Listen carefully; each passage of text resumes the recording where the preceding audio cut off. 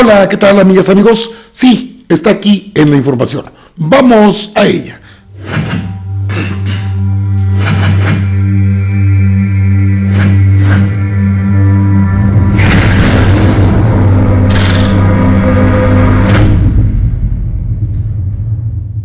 Muy bien, pues mucho se habla del SARS-CoV-2, el COVID-19. Dicen que se debe tratar con acitromicina, que se debe tratar con ivermectina. Hay diferentes fármacos. Mucha gente pregunta, ¿cómo se deben tratar los síntomas? No hay un tratamiento aparte. Se deben tomar siempre la recomendación de un médico. No automedicarse, eso es lo peor que puede haber ante una emergencia sanitaria. Ya están las vacunas, por supuesto. Sabemos que hay una campaña iniciada. Campaña de vacunación nacional para todos. Dice Felipe Calderón, pregunta que por qué no a los médicos. Ya los vacunaron y muchos de ellos del sector salud, la mayoría, ya tiene sus 2 dosis. Pero, ¿y la gente? Nosotros los que necesitamos ser inmunizados. Hay un avance científico tremendo en los estudios realizados. Aquí le voy a presentar lo más reciente que dicen médicos, especialistas y personas que conocen del tema del SARS-CoV-2. ¿Por qué? ¿Por qué necesitamos estar informados? Por si se presentan síntomas. Yo no tengo ese problema con el SARS-CoV-2, es decir, no estoy infectado, no lo padezco. Pero ¿cuántos en mi familia lo padecen? ¿Cuántos lo tienen? No, pues varios. ¿Y qué se puede hacer? ¿Cómo se puede atender? Hay que recurrir a la ciencia médica, pero sobre todo a los últimos descubrimientos de fármacos, es decir, medicamentos que han probado efectividad en el tratamiento del COVID-19. Pero siempre bajo un tratamiento, bajo una prescripción médica. Eso es indispensable porque no podemos recurrir a la automedicación. Es sumamente riesgosa. No lo intente por ningún motivo. Es mejor recurrir a un médico. Siempre a la medicina. Voy a hablar de este tema. Acompáñenme que tengo estos últimos descubrimientos que se han dado que son muy interesantes. Acompáñenme a la información. Vamos a ella. Mire, aquí tiene que es el tratamiento con anticuerpo monoclonal. Ahorita le explico cómo está y aquí va a tener una explicación más certera. Escuche. Es un tratamiento a base de un anticuerpo monoclonal. El objetivo, bloquear la entrada del SARS-CoV-2 del organismo.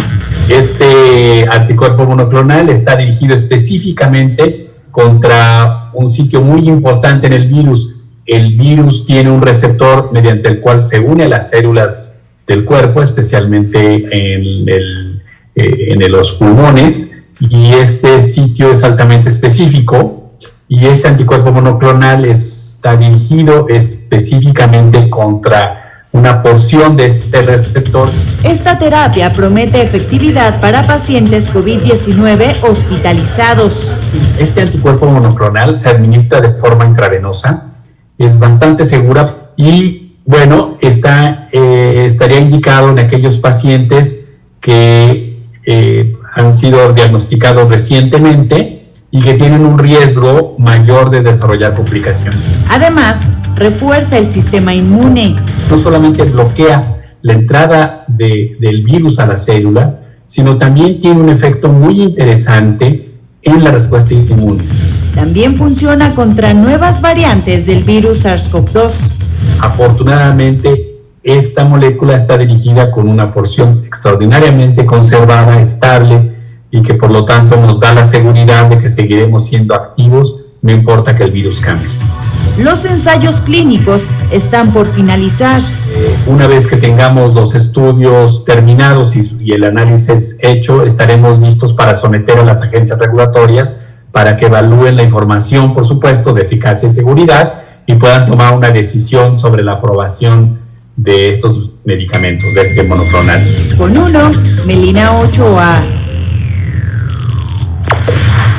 Bueno, y también ¿por qué se habla de los antibióticos? Dice este especialista lo siguiente. Si nos planteamos entonces por qué se está hablando de un antibiótico como la citromicina dentro de los tratamientos experimentales para hacer frente al coronavirus, la respuesta sería que el uso de este antibiótico, un macrólido de uso común en el tratamiento de infecciones respiratorias de origen bacteriano, se está evaluando de forma conjunta otros fármacos, como la hidroxicloroquina, por el alto riesgo de infecciones bacterianas respiratorias asociadas a la COVID-19, pero el efecto antiinflamatorio adicional que también presenta la citromicina.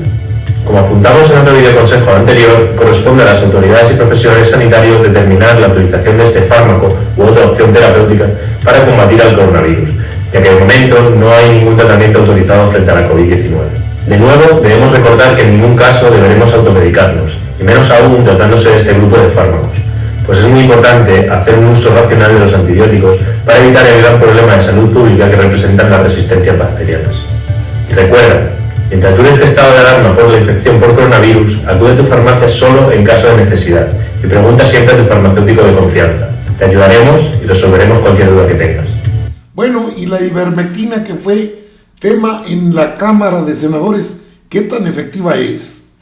Este especialista habla del tema. Y el tema de la ivermectina respecto al COVID-19 empezó durante el mes de febrero, marzo, por un estudio in vitro que realizaron en la Universidad de Monash, en Australia, y en el que se vio que ponían cultivos celulares, unos infectados y otros no, con SARS-CoV-2, y en aquellos en los que habían puesto ivermectina se veía que la replicación del virus disminuyó radicalmente al cabo de 48 horas. De hecho, vieron una reducción de unas 5.000 veces el ARN viral del SARS-CoV-2. Entonces, esto ya se había visto respecto a la ivermectina en cultivos in vitro respecto al virus del SIDA, la gripe A, el Zika, el dengue, pero no se habían obtenido resultados a nivel in vivo, es decir, con animales no habían conseguido el objetivo de disminuir la carga viral o resultados positivos. Entonces, el problema de estos experimentos in vitro es que nos dan ideas, pero no quiere decir que funcionen en humanos. Entonces, se tienen que hacer modelos animales, se tienen que hacer ensayos clínicos en las diferentes fases en las que ya hablé en otro vídeo sobre el tema. Y saber qué dosis se pueden dar que no sean tóxicas, porque las dosis en las que in vitro iba bien, pues para conseguir las mismas a nivel de células humanas in vivo, es decir, en situaciones normales, pues sería con dosis tóxicas. O sea, muy superiores a los 200 microgramos por kilogramo de peso que normalmente se indica, aunque a veces llegan a 400 microgramos por kilo de peso, de lo que normalmente se indica con la ivermectina. Aquí lo que voy a revisar es algunos estudios. Entonces, lo que me interesa es, para ir más directo a lo que hay, a la evidencia, es ir a estudios observacionales y sobre todo los ensayos clínicos. Y que hayan sido publicados, es decir, revisados por pares. Aquí la evidencia científica mayor es cuando tienes un ensayo clínico aleatorizado, controlado y doble ciego. Es decir, que tú le das un placebo a un grupo, que es el grupo control, y al otro grupo le das la ivermectina o el medicamento que quieras valorar, y en los dos grupos se han distribuido de una manera muy similar. Y además no sabes a qué grupo, ni el paciente ni el investigador saben a qué grupo se les ha dado la ivermectina. De este modo puedes compararlo y esos grupos han de ser muy similares, de manera que si hay algún cambio lo puedes atribuir al medicamento o a la ivermectina en este caso o a lo que estés evaluando. Bueno, y también quiénes se pueden vacunar, quiénes no deberían vacunarse, también es otro tema que está latente ante pues ya la vacunación masiva en el país. El doctor Luis Pacora Camargo habla al respecto. Personas no deben recibir la vacuna elaborada por Pfizer y por BioNTech. Como entenderemos, la pandemia a finales del año 2020, en diciembre, iniciaba una nueva etapa, la etapa de la vacunación, empezando con Reino Unido y seguido por Estados Unidos. Para las primeras semanas de enero 2021, otros países empezaron a unirse, sobre todo en América Latina o en América, como lo que era Argentina, Chile, lo que es México y Estados Unidos. Pero es muy importante que en los primeros casos, sobre todo con la vacuna de Pfizer, tanto en Reino Unido, el 8 de diciembre, se empezaron a reportar 3 casos de reacciones alérgicas. Y en Estados Unidos, en el periodo del 14 de diciembre al 23 de diciembre, se reportaron 21 casos de reacciones alérgicas graves conocidas como anafilaxia. Situación muy importante, dado que si no se maneja a tiempo una anafilaxia, puede conllevar a la muerte del paciente. Y la pregunta es, ¿por qué desarrollaron estas personas una reacción alérgica? Si nosotros entenderíamos lo que es la parte de una anafilaxia, comprenderemos que es una reacción inmunitaria agresiva frente a un antígeno que previamente se ha desarrollado anticuerpos. Por ejemplo, las personas que son alérgicas a los mariscos o al polen o al pelo de los animales es porque han tenido un primer contacto con estos antígenos y su cuerpo ha desarrollado anticuerpos que frente a una segunda exposición van a crear una respuesta inmunitaria descontrolada que puede conllevar a situaciones graves en la salud de la persona. La pregunta es, ¿y qué tiene la vacuna de Pfizer que ha desencadenado estos 21 casos reportados al inicio en los 1.8 millones de personas en Estados Unidos que fueron vacunados? Y la respuesta es el polietilenglicol. El polietilenglicol, o conocido como el PEG, es un poliéster que sirve como diluyente en la parte de la vacuna. Recordemos que la vacuna de Pfizer y BioNTech son vacunas ARN, en donde este ARN va a codificar las proteínas del virus para desencadenar la respuesta inmunitaria, pero van a estar contenidas en nanopartículas de lípidos. Y estas personas que han desarrollado esta reacción alérgica lo han hecho al polietilenglicol. Y la pregunta es, si la vacuna de Pfizer es una vacuna nueva, ¿cómo las personas han estado expuestas antes a este agente? Y hay que entender que el polietilenglicol se encuentra formando parte de otros compuestos. Como ustedes entenderán, son parte, por ejemplo, en primer lugar, de los enemas o laxantes. El polietilenglicol es uno de los mecanismos muy importantes que se utiliza para lo que es la parte del laxante en el seguimiento del paciente. Otro uso está en las diferentes inyecciones, como parte constitutiva de las inyecciones, para que puedan mantener la solución que se va a inyectar. Y un tercer punto, en los maquillajes. Entonces, como ustedes ven en pantalla, tenemos nosotros esas utilidades del polietilenglicol: laxantes, inyecciones, maquillaje.